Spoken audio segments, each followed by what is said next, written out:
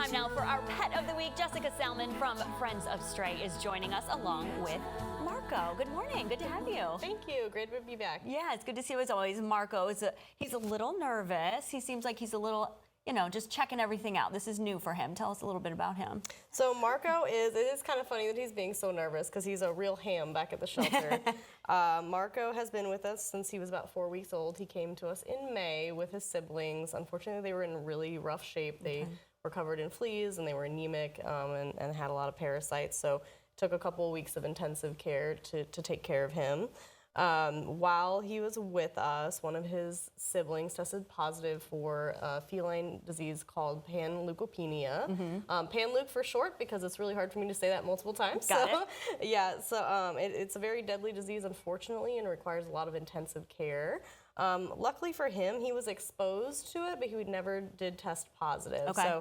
So we did treat him as though he did have it, just in case, so he got all the medications needed to help combat the virus anyway, but he never tested positive, and he's ready for adoption. Yeah, he's ready to go home, and he's so sweet, and he's been real gentle and calm, so he's a good addition to a family. Absolutely. Yeah. He's a lot of fun. So he's a little camera shy here, but he's a little bit of a hoot. He's really fun, very affectionate, has a little bit of an ornery side too. Yeah. It just has a really vibrant personality when he's in his home space. Yeah, well, let's find him a home if you're looking for a kitten. He's a good one for it. I do want to talk about that, when we're talking about Panleuc, that's kind of caused a little bit of an issue, but everything is fine, and you're going to be reopening very soon. So Panleuc has been especially prevalent throughout the state this year and last year. It's been affecting a lot more cats recently, and the strains have been a little bit more aggressive. A couple weeks ago, we had a few cats and kittens test positive in our intake facility. So we have our two buildings. We have our cat adoptions facility, and we have our intake and dog adoptions facility. Right. So we were able to quarantine the cats who were both exposed to and tested positive for Panleuc at our shelter. We did close down all cat operations for those 2 weeks, just so that we could focus all of our time and resources on the cats in our care, because it's very intensive. They have to remain isolated.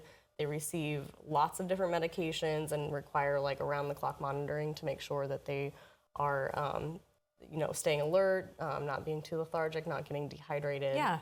And it's very expensive. It costs about $600 per animal, so that's why which of course is worth it. Yeah, and monetary donations are important for you guys right now. If people want to help with that. Absolutely. Yeah, yeah. So we did manage to keep the virus contained to just a few areas in our intake facility. None of the cats that were at our cat box adoption center were affected, and we're getting ready to reopen. Good. That'll be happening soon. But in the meantime, let's find Marco a home if you're looking for a kitten, or somebody who is. Let's find him a good home. Thank you for being here. Thank you. And if you want to help out with any of those monetary donations, visit friendsofstray.org to find out how you can do that. Thank you. Thanks.